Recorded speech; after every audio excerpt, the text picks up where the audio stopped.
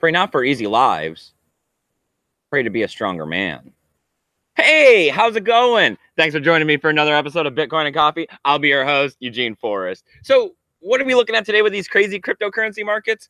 Well, I mean, we're not dropping, right? I mean, that's a big plus. A lot of people thought that we'd be dropping a little bit below the $6,000 mark. We're still kind of holding on a bit. Let's pop over here to CoinMarketCap, take a look, see what we got going on. Hey, I see we got Carlos in the house. Thanks, Carlos, for stopping by. And we got JT Irving. Hey there. Good morning, my man. Unfortunately, we don't have Samantha here today. She's off punching that time clock like, you know, most of us have to do. Hey, I mean, with the price of Bitcoin being down, that's a good thing, right? We need that fiat to be able to pay the mortgage and pay the auto insurance and all those things. All right, so let's refresh this, see what we got going on. All right, so we got Bitcoin coming in at $6,448 at the moment. I seen green this morning. It looks a little red at the moment, not even a full percent. It's down 0.78. I mean, I got my fingers crossed for this to be able to tick back up a little bit.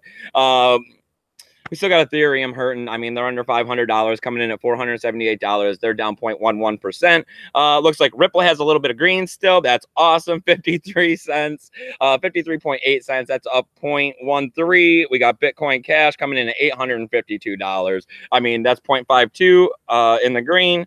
Let me see. What else we got? We got EOS. Hey, they're up almost 3%, 2.94, coming in at $10.13. Let me see. We got Litecoin coming in at $95. That's down 0.34%. So still, it looks like the market's trying to make up its mind this morning.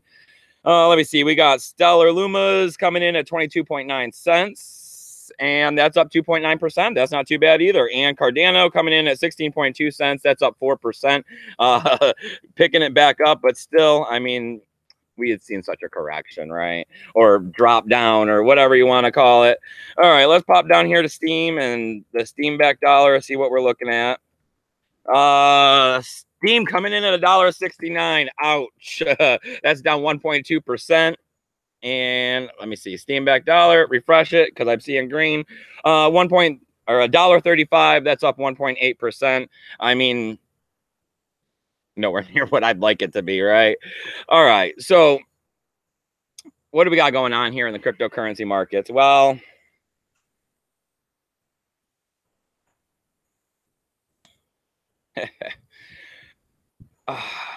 I don't know. I mean, we got this, we're all talking about Tether and the price manipulation that happened or potentially happened. And then this paper that came out, and I'm giving 3 different possibilities of either them using some sort of like fractional reserve banking due to the fact that they haven't been audited, or did they go ahead and pump up and hold up the price of Bitcoin so that they could buy more Bitcoin and then sell it so that their bank accounts could be solvent by the end of the month.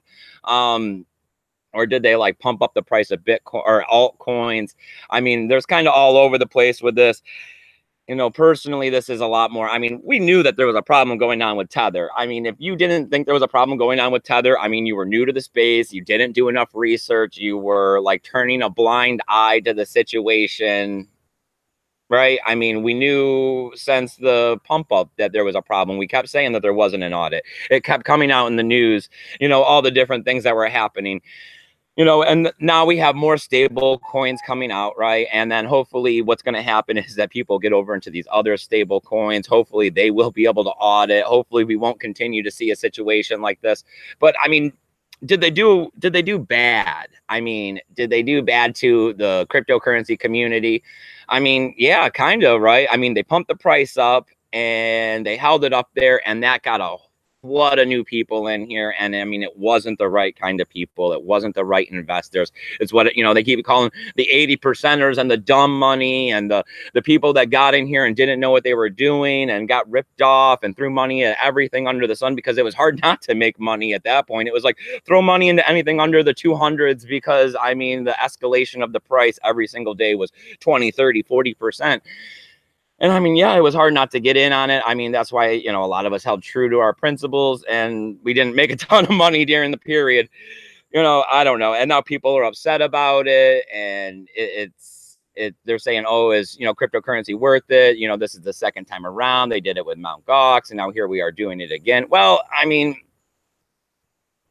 it seems like every time, you know, stuff like this happens, you know, Bitcoin and cryptocurrency gets more resilient against it. I mean, it's the same situation that we knew something bad was going on, and if we still participated, then I mean, we're just as guilty. You know, no one ever told us that life was going to be fair. I mean, that's a silly concept to think that everything's going to work out all right. You know, we've been investing in Bitcoin for a reason, and that reason still holds true. The technology is still sound. You know, will we have a $20,000 Bitcoin? Yes, we will have a $20,000 Bitcoin. Will we have a Bitcoin price that's $100,000? Yes, it will happen. Is it going to be this year? Probably not. Right. I mean, it looks like we're starting to have to face some sad, depressing facts about the fact that, you know, this does look like it was a similar situation to Mt. Gox, where they had used the Willy bot to be able to pump the price up. And then, I mean, after it went from like $1,100 to $1,200 all the way down to $200, took a long period of time for it to get back to where we were today. And now we're saying, oh, well, we only got back there because the price was pumped due to these tether. It's going to be all right. I mean, we're still in this for the long haul. The problem is that the overinvesting, you know, the money that we put in, that we kind of were hoping for the price to bump up, you know, so that we could go ahead and pay some bills right now with it instead of having to, you know, work so hard for the money. And I mean, yes, it's our own fault for getting overly exuberant into it. I mean, we've been on a downfall for 6 months, right? So why did we think that the price was going to be coming up anytime soon? Because we thought the bear market was over, because we thought the bear market couldn't last this long. Well, I mean, the cryptocurrency space is just like every other market, and it can be tough sometimes, right? So, I mean, I'm not going nowhere. I'm still here with Bitcoin. I'm going to ride or die with this, as I keep telling you guys. I mean, I'm sure that this is going to fix itself out. You know, I mean, what's the bottom? I don't know. Are we going to head back down? I don't know. I mean, we could turn around tomorrow for all I know and be back up to $20,000 because, you know, something amazing happens with this tech. We're here because we don't know when it's going to change. We just know it's going to change. All right. So what else we got going on? Well, we got Binance. I mean, that exchange, wow, they're just making it easy for everybody. They're going ahead and putting those icon tokens on the main net for you. It seems like they're a one-stop shop. I mean, they went ahead and are now getting an office in this country, or in an island called Jersey, which is off the UK, so that they can bring you more fiat pairings. I mean, this exchange, they have blew up out of nowhere. They are definitely, I mean, they got their own BNB token. I told you guys they had given me one the other day. I had won it or something. You know, not the biggest prize ever, but hey, I always like to take free cryptocurrency when I can get it. I mean, yeah, you have to keep an eye on Binance and what's going on there. I mean, if you aren't really tech savvy, that is definitely the place to go if you're going to let someone else hold your cryptocurrency.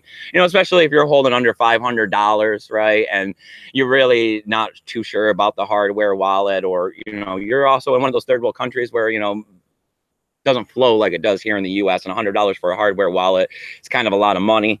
I mean, always keep your eye on Binance. They're doing great things over there left and right, it seems like. All right, so what else we got? We got EOS voting starting to pick up a little bit. I mean, this is starting to feel like when we were sitting there watching the segregated witness adoption happen on the bar. We got EOS voting. It's up to 15% of the overall 15% they need for one block producer. I got no ETA on when this is going to be happening, but, you know, hey, it looks like it's happening. You know, it looks like it's slowly moving forward, just like we sat here and we watched the segregated witness bar move further and further and further, you know, towards what we needed to happen. It looks like EOS is going to be happening. Is it going to be this week? I don't know. Week's almost out. Kind of doubt it if we are only getting 15%. But, I mean, there's a lot of time between now and then for something to happen, for it to all go wrong. All right, you guys. So I got to get going today. You know, I got stuff I got to go do. Of course, I got to get out there and hustle and make that money too, because Bitcoin's not paying like it was. As always, I got all kinds of tools and affiliation codes and links down there below to help you out. As always, I got those donational addresses, but come on over to Steam, upvote my post, comment down below. That's one of the best things you can do to help me out. As always, I got that free help desk at eugeneforrest20@gmail.com. There's a link down there below if you can't spell my name, because Forrest has 2 R's. Let me take a moment. Look at this chat. I see what we got. JT Irving writing, USDT, Eugene, Binance, your leftover normal amount to BNB coins, which is awesome. Yes, I seen that too, that you trading, and I've done that because I'm not going to say what exchange I like to use when I use it, but yes, you always get stuck with those little bits of balances because your sale or whatever never goes all the way through, and they always have that minimum that you don't quite meet turning it into BNB token. It's nice, it adds up, especially since this keeps picking up and, you know, getting better and better. I mean, this exchange is, they're heading towards unicorn status a bit. You know, some people would say that they're already there. All right, you guys. I really appreciate you guys stepping out here this morning, having a cup of coffee with me. You know, it's real nice. It cheers me up as always. I got a shout out yesterday on World Crypto Network on one of the Skypes. There's a link on my Twitter to it. It was at 9 minutes and 33 seconds. Absolutely amazing. I was super stoked about that one. I think I called Samantha up and told her about it. I even shared it out on my Facebook. You know how I look up to them. I hope, you know, you guys can see that they're out there trying their best to do the similar kind of situation where they're not in it for the money and they're out there trying to help Bitcoin, you know, and promote it and show everybody that this is going to be a revolutionary technology that's going to help all of us. All right, you guys, take it easy. Remember to keep your Bitcoin safe.